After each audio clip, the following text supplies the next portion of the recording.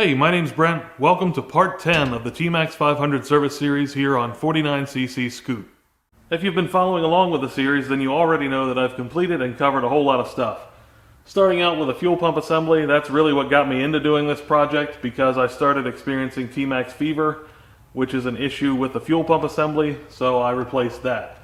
I did an oil change, gear oil change. Most recently, I completed a whole lot of brake checks, a lot of replacement of parts, and of course adding new fluid and bleeding it out. I did valve clearance, which ended up being a whole ordeal because I bent a valve, and while I had the head out, I even ported the head.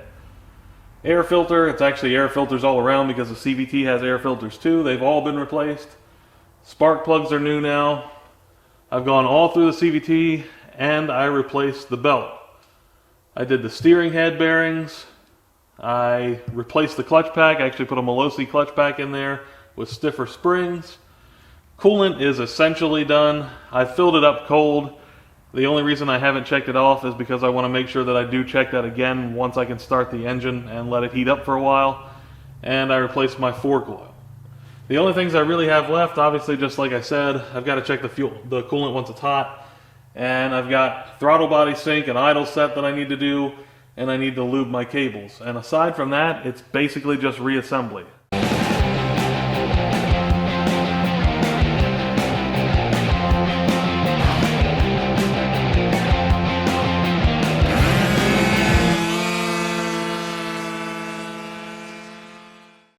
My goal for this video is to get the scooter running and complete my checklist.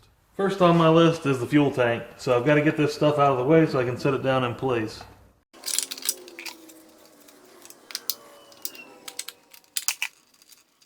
A little bit of a detour. While I'm here, this cable has a holder on it that is supposed to be double-sided tape to the frame, but it's came off of the double-sided tape. That's not sticky at all. So I'm going to go ahead and use a plastic razor blade scraper, remove that, and put some fresh double-sided tape on there.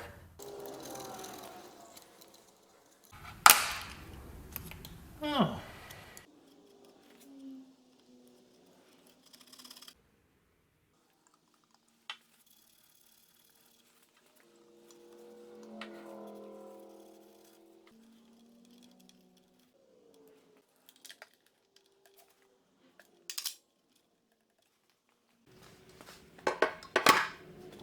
Before I put this totally in place, I've got a fuel tank overflow hose. I'm going to route that right up here. You can see it's got a little grommet on it, and that goes into this indentation on the fuel tank and just connects right here. And then this can go down and it will sit between a radiator hose and the frame down there. Then I've got a fuel line over here, same deal. There's a big indentation here where you can push this grommet into place.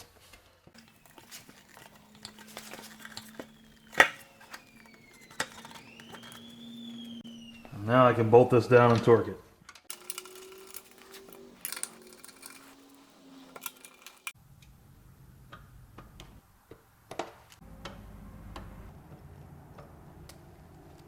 Now I can connect the rollover valve. That's this little guy. All I've got to do is connect the hose right up here on the top of the fuel tank, push that all the way on, and then it's got a little clip to slide up there. You don't have to worry about this bracket yet. That'll be attached to something later. Now to connect the fuel hose, that has a sort of clip here. You just need to push in while you push that down into this spot on the top of the fuel pump assembly. So push both those tabs in and push down. You can hear it kind of clip. Then there's this little clip that goes on top. If you look at it this way, it's kind of got two little tabs or ears up here, and they're going to face up here. They're going to be on the top. It's also got an arrow that will point to the line. Just push that down into place, and that's secure. The fuel pump coupler wiring should come out right beside the fuel hose and follow that up to the top of the pump assembly.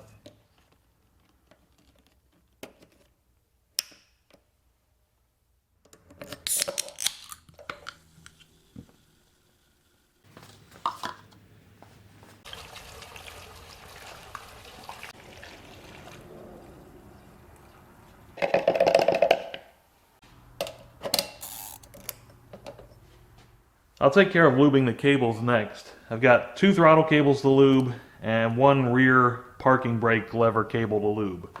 I'm going to do them all the same way. I'll be using the Motion Pro V3 cable luber tool. I'm not going to go into great detail about this because a few years ago I made a video that's really slowed down and you can see every detail, but I will show you just briefly how this works. I'm going to unthread this and separate the tool to begin and pull out the little rubber piece that should be inside of here. I'll take my cable and insert that through this end of the cable luber. And now that I can see enough of the cable, I've got this rubber piece. You can see it is kind of cone shaped, and I need the large end of the cone to face this way, to face toward this end of the cable luber. This thing, you can slide it over if the cable's small enough, or it will separate so you can wrap it around there. And what I'm going to do in this case is actually put this down here below this little lip. That way it'll actually help hold this rubber piece in place.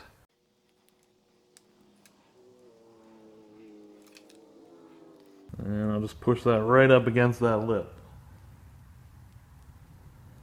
Then the tool can slide up here. Just be careful, this one's got a bend in it, so make sure you don't dislodge this rubber piece and move it all around when you're trying to get it back through there. And I'm just going to pull that up as far as I can without really putting a lot of force on it. Now I'm going to need to attach this end of the cable lubing tool, and you'll see that it's got a little plunger on this end. I like to go ahead and pull that out. If you can't pull this out, you can get in there with something soft and push against there, but you may be able to just pull this out by hand, because later on this is going to work like a plunger and force fluid through the cable anyway, so it doesn't hurt to have some excess out here. Now I'll slide this end over the cable. I'm going to push these two together and thread the tool together. Once that's tight, you should notice that your cable coming out of the other side is pretty securely mounted in there.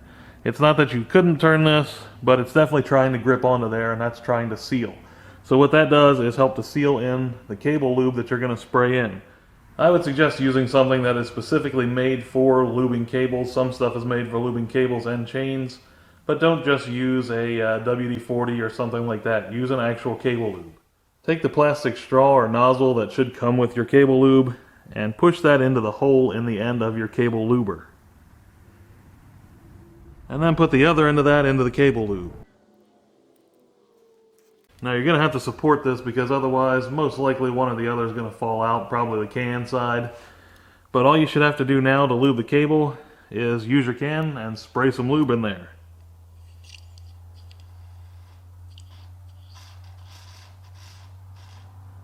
And I can hear this moving all the way at the other end already. Looking at the other side of the cable, I can see that that's wet and I've got lubricant dripping off of there. So I know that my lube has made it all the way through the cable. I removed the straw in the can, and now I'm going to hold my thumb over the end of this plunger to seal it up because I don't want the fluid shooting out of there. And then I'm going to push it in, and that should force any other fluid that's left over in here through the cable as well. Once that bottoms out, then I can take this apart. Push my cable out a little bit, and then take this rubber piece off, and then pull the cable the rest of the way out. Then take the cable and work it back and forth a few times. Now I'm finished aside from cleaning up mess. So this cable's not too bad, it's pretty much sealed all the way down, but especially if you get cables like this that have adjusters built in, you may find that it leaks around the nut where the adjuster connects, or it leaks on the other end of the adjuster. So you want to go down the whole length of the cable and just make sure you don't have a bunch of fluid leaking out of it. Now it's the same process for the rest of the cables. Now I'm going to install the controls on the handlebars. That way when I start the engine later, I can do it safely with all the controls in place. So the first thing that you're going to need to do is try to get the cables for these routed properly. So you've got wires for each control assembly left and right. I have an additional wire that goes to my GPS included. And then you're going to have brake hoses on your handlebars, and you've got 2 throttle cables up here, as well as your parking brake cable. The handlebar area is one of the largest concentrations of wires and hoses on the entire scooter. So your best bet is going to be to get a service manual and check out the cable routing section. As you can see here, it has very detailed diagrams or illustrations of all of the cables and hoses around the handlebars. And then on this page, it lists what the hoses and cables are and then tells you exactly how to route them. I'm also going to be swapping out my grips while I'm here because the previous owner put these on here. I've never bothered to change them out, but I can't say I like them very much and they're starting to get cracked up. So I'm going to remove this one while I'm right here. You can peel this edge up and then use an air gun to blow under there, and that'll usually pop them off. But in this case, I can just twist and pull and it'll come right off. Based on how easily I just pulled that grip off, I'm going to assume that this grip glue was there from the factory or it's very, very old. So I'm going to go ahead and clean this off while I'm here.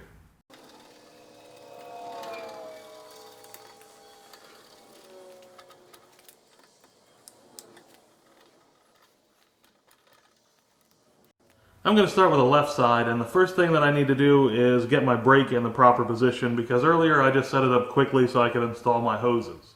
I loosened up the 2 bolts in my brake assembly, that way I can move it around.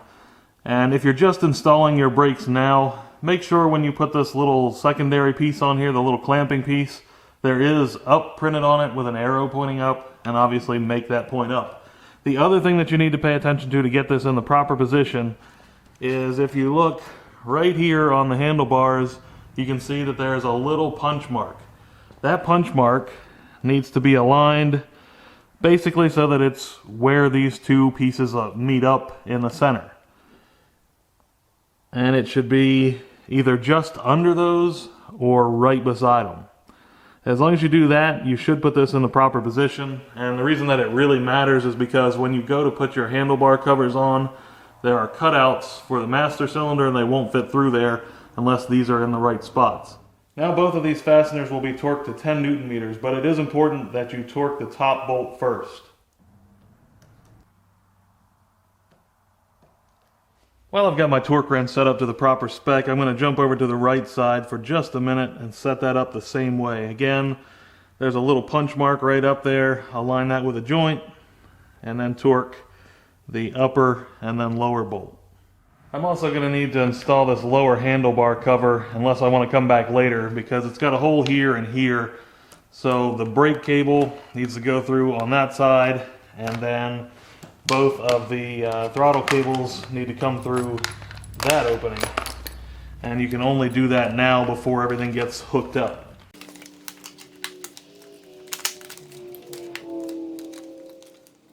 Once you get the cover wrapped around there, you should be able to align the 2 mounting tabs here and over here.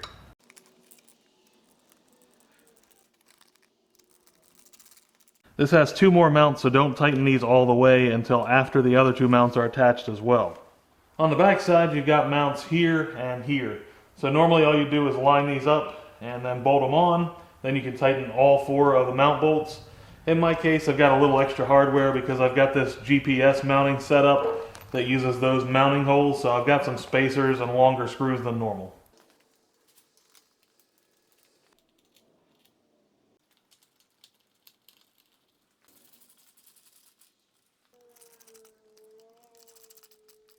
Next up, I'm going to install the parking brake lever, but before I do that, I need to grease a few things. First, I'm going to use some waterproof grease, and I'm brushing that onto the barrel on the end of the brake cable.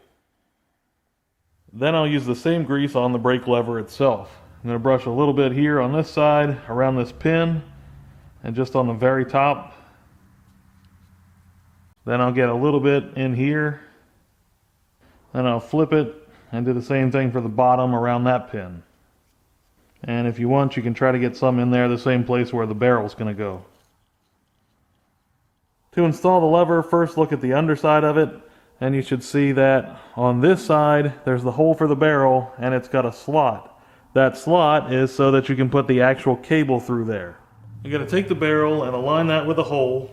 Then I'll just twist the lever until the thin part of the cable can go through the slot. Then push that the rest of the way in, and now that's installed. Now I need to install the parking brake lever into the parking brake bracket. So on the bracket, on the side here, there's a hole and there's a slot on the bottom.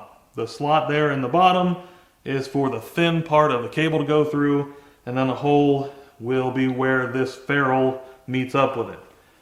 So to begin with, I'm going to get the thin part of the cable through that slot in the bottom.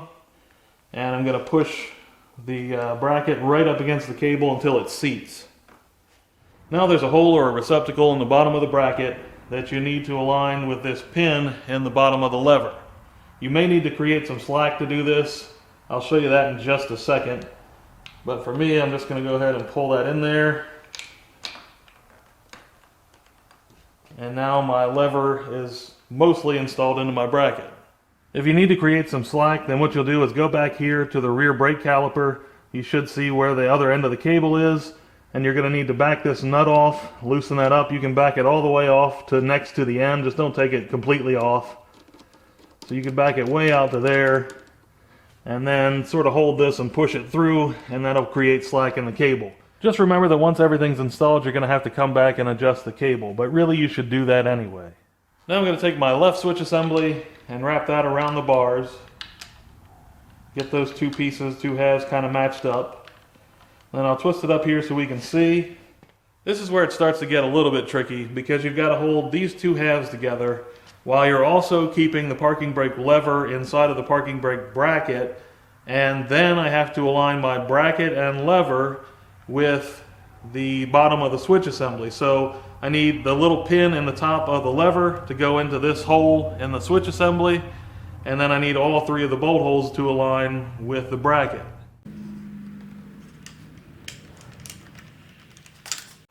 Once you get that all sandwiched together, then you can start your bolts.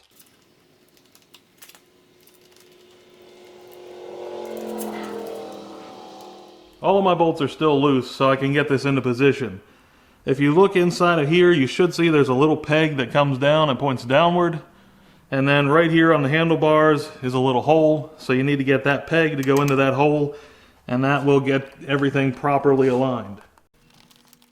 You may also have to wrestle your wiring a little bit, get it routed through there properly while you're doing this.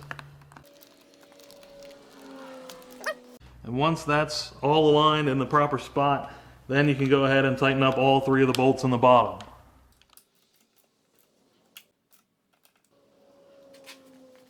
Now I've got two connectors here that need to go onto my brake switch.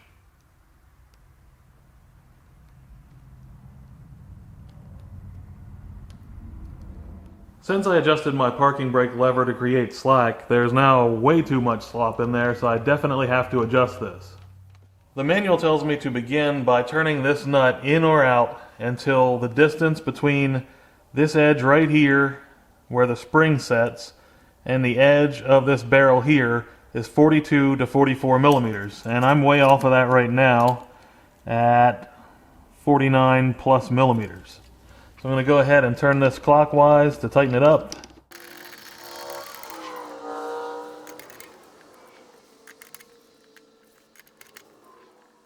That's got me just a little shy of 43 millimeters.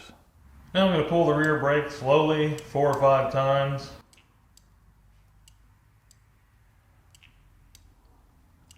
Now I'll pull the parking brake lever to set it, and then I'm going to leave it alone for 5 minutes or more. It's been more than 5 minutes, so I'll go ahead and release the brake.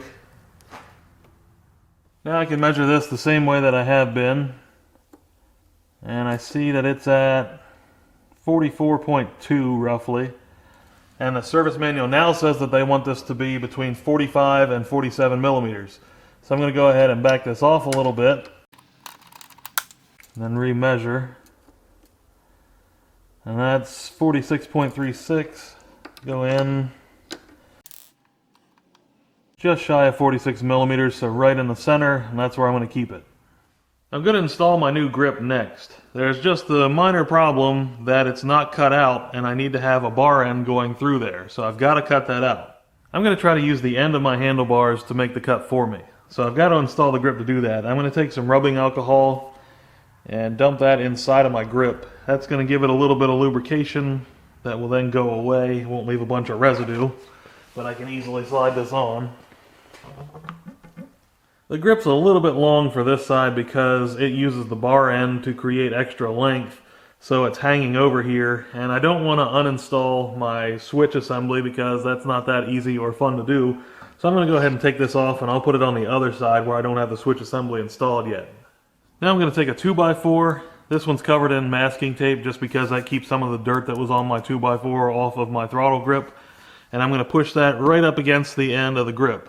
Then I'm going to take a hammer and I'm going to tap this, and I'm hoping that what that does is push the bar through here and cut that out.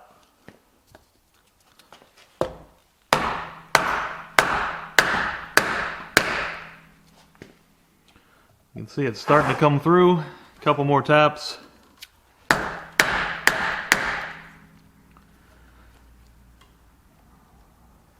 There we go. It's not the cleanest cut you'll ever see, but it's not bad for a very quick method. I'm going to use a little bit of grip glue to install this, so I'll apply a bit on there. And I'm going to start to slide this in place. You can twist it as you go, and that'll help to spread that glue around. Just kind of twist and push.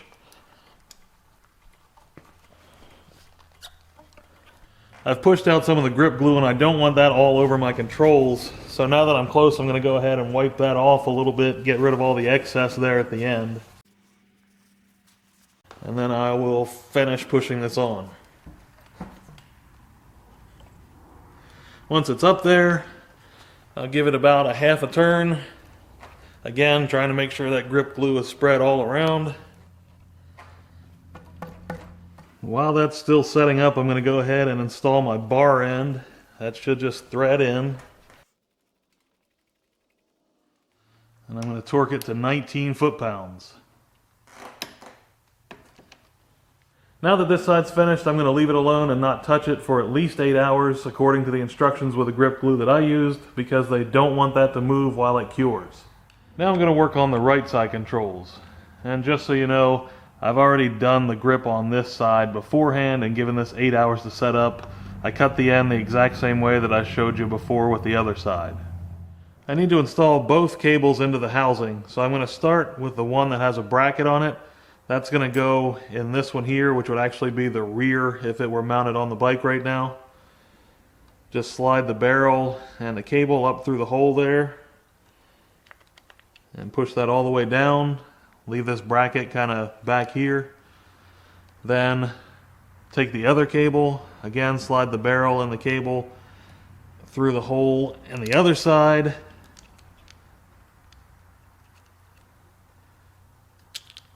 And then push that down. This little bracket will push right up against here and sort of lock it down into place. And then there's one bolt that goes right in the center.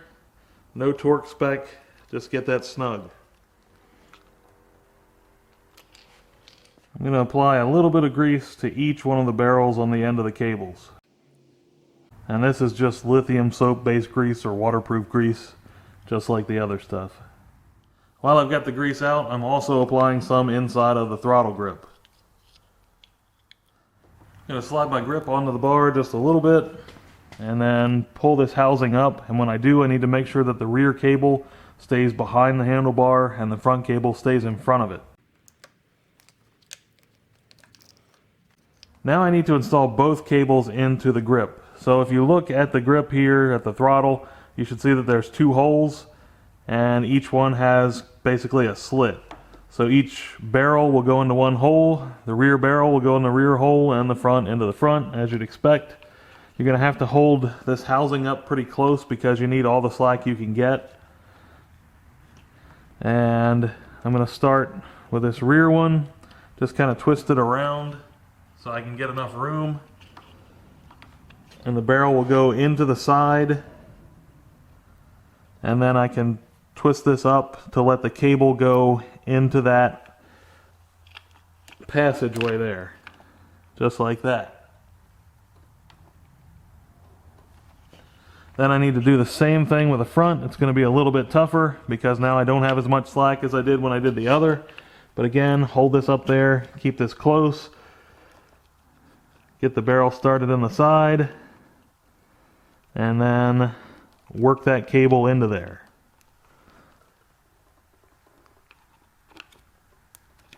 There we go. Now you can mate up the two halves of the housing around this grip, and it's going to slide up this way. On the other side there was a hole in the top, on this side there's a hole down here on the bottom, and a little pin in here that will correspond to that. So slide this up until that pin gets into that hole. You may have to work with your wiring a little bit. There we go. And then you can close the housing. And before I bolt this together, I'm just going to check and make sure that my throttle feels alright. Okay, that feels good. Now I can install both bolts through the bottom of the housing.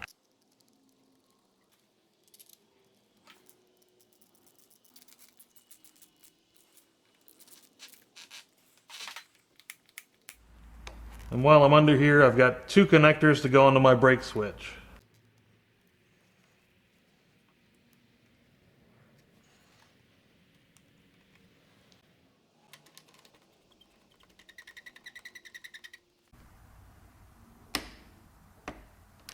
After the bar end's installed, make sure your throttle still works and returns smoothly. This one's doing fine, but if yours doesn't, it could be an issue with the throttle grip. It may kind of press against the bar end there, or maybe you don't have the cutout large enough for it to go through and it's hanging up, so you might need to check into that. I've got a whole lot of free play or slack in my throttle. This is how much I can move it with nothing happening. That's because when you remove or install cables, you need to have this adjuster all the way up to create as much slack as you can. So if this is backed out, that will actually take the slack out of it. But when you're installing the cables, you really need all of that free play.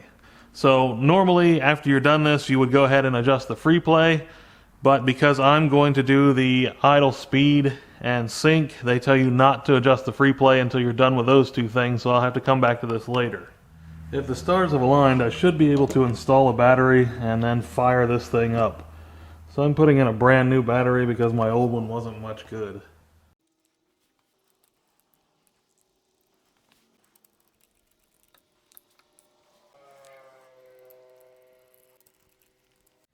Well, it's had a battery installed for 2 seconds and it hasn't caught fire yet, so that's a good sign, I guess.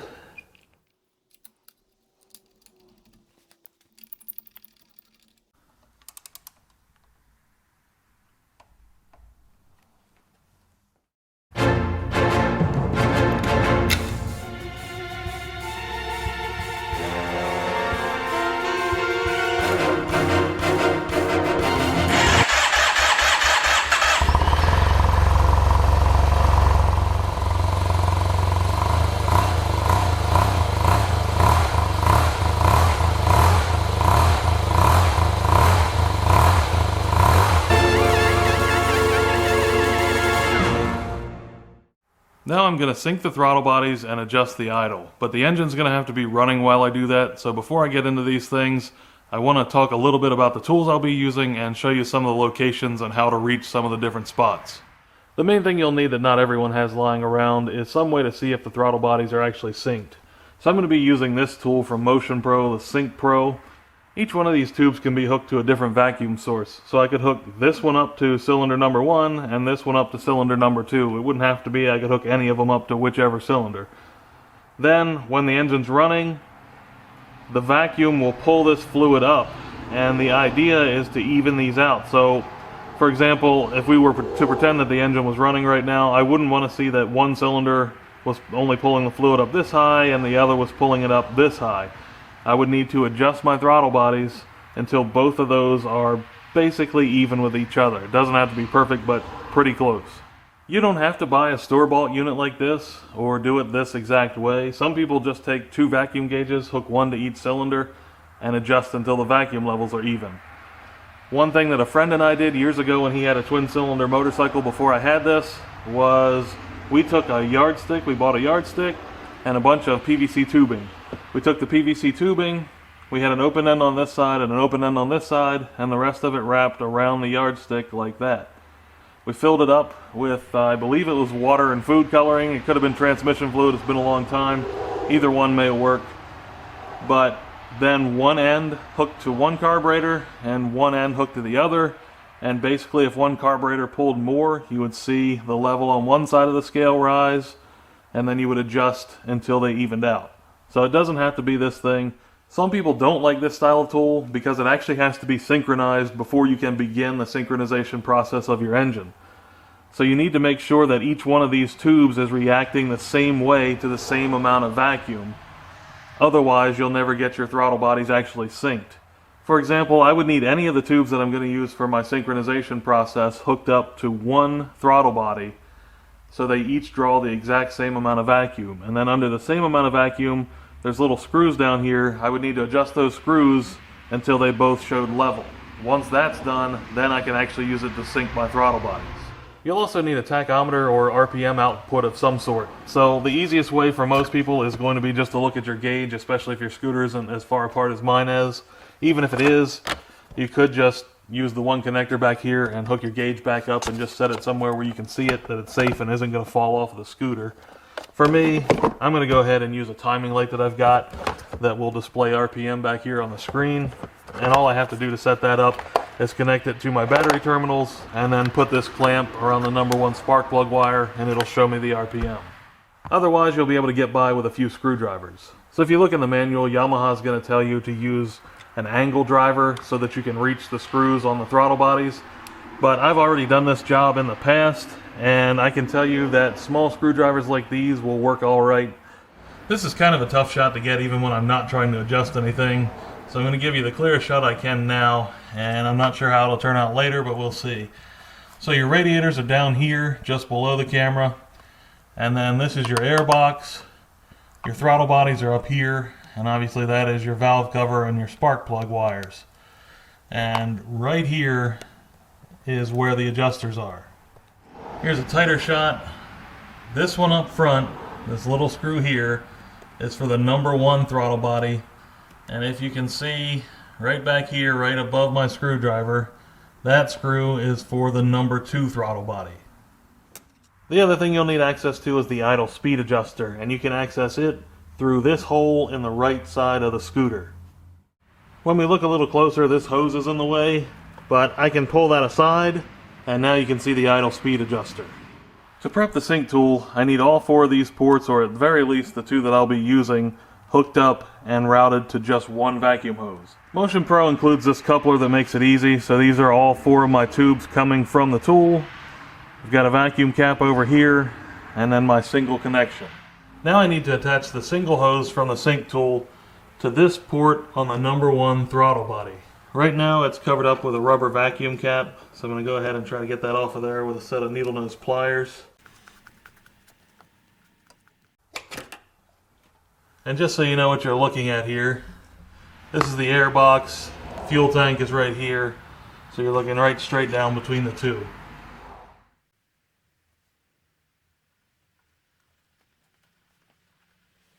The easy way for most of us is going to be to hang this tool from a handlebar. The main thing that's important though is that it's hanging upright. You don't want to lay this thing on its side or on its back. It needs to be in this position to work accurately. I'm getting ready to start the scooter and let it warm up to operating temperature so I can do my adjustments. While it's warming up, I'm going to set up my tachometer, or actually my timing light, with a digital readout. That way I can see RPM. I've also got to keep an eye on this, because if the adjustments are way off, it'll actually pull this fluid all the way out and into the engine, which you don't want. And as I'm going along, I'm just going to try and keep an eye on the RPM, because I want it to stay roughly between 1100 and 1300 RPM.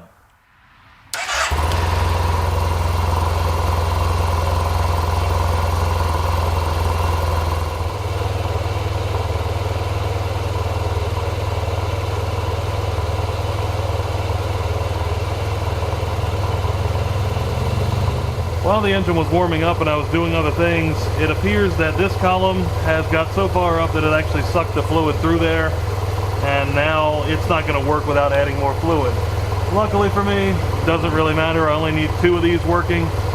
So I'm going to use the screws down here, there's 1 for each column, to adjust until I can get these 3 leveled out, or at least 2 of them leveled out. It should be that if you turn the screw outward, it will let the level drop, and if you screw it in, the level will go up.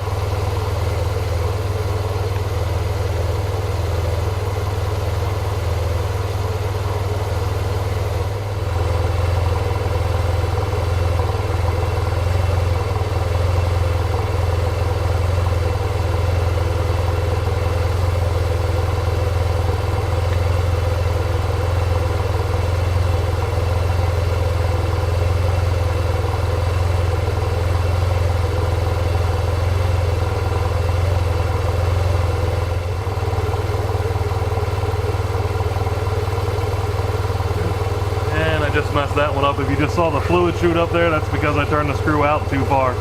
So now I'm down to these two. Now I need to switch this around a little bit so that I can synchronize the throttle bodies. So first I'm going to disconnect this single hose. Then I need to find the two hoses that I want connected to my throttle bodies, which are going to be this one and this one. I can trace those all the way down and then disconnect them from the coupler. Now I need to install the hose from one of those tubes onto the port for the number 1 cylinder. Now I need to get the vacuum cap off of the number 2 throttle body's vacuum port. So it's right here. If you're sitting on the scooter, it would be directly to the right of the number 1 port. Then I'll attach the hose from the other synchronizer tube that I want to use to that. The rest of the ports and hoses from the sync tool can be left open.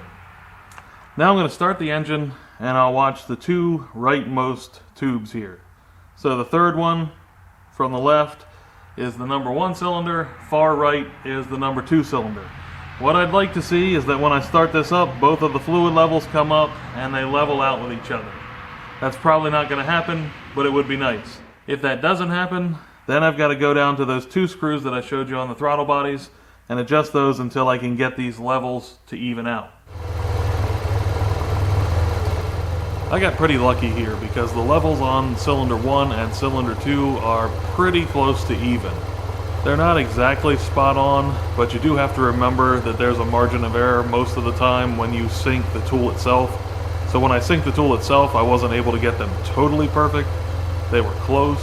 So with that considered, these are about as close as I feel like I'm going to get it anyway, so I didn't have to bother to go down there and adjust the screws.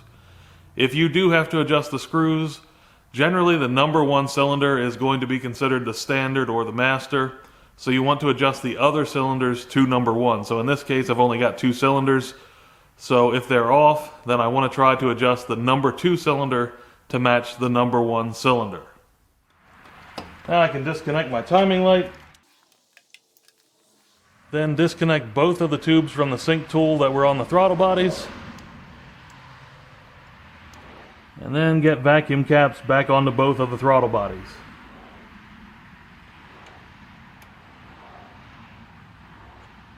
With that stuff finished, I can adjust my throttle cable free play. So again, free play is just how much this grip will twist before it starts pulling the cable. So I've got a couple of masking tape pointers here so you can easily see it.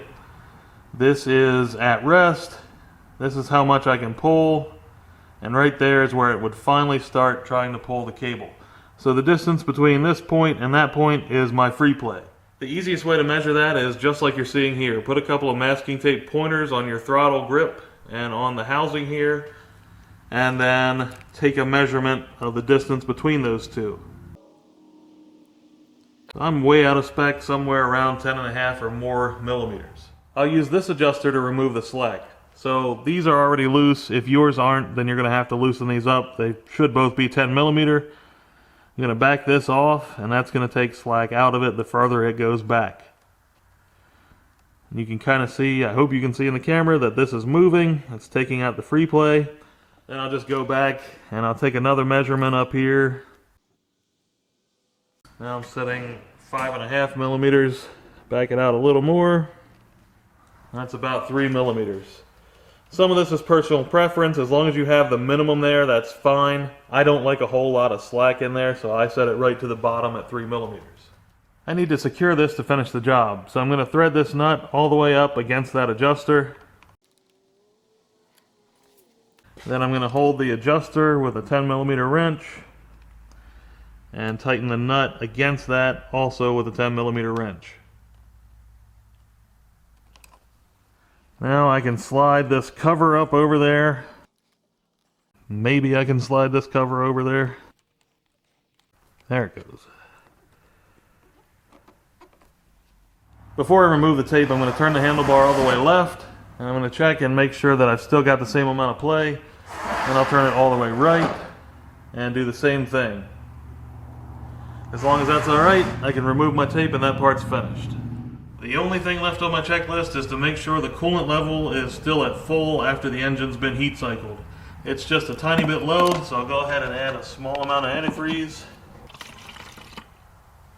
That looks good. With those things finished, I have finally managed to check everything off of my maintenance checklist. The only thing left is to reinstall all of the body panels. Unfortunately, that's no small task, but I'll take that on in a future video. Make sure you stay tuned by clicking subscribe and hitting the bell to receive notifications. If you've enjoyed the video or found it helpful, please give it a like. And as always, thank you for watching.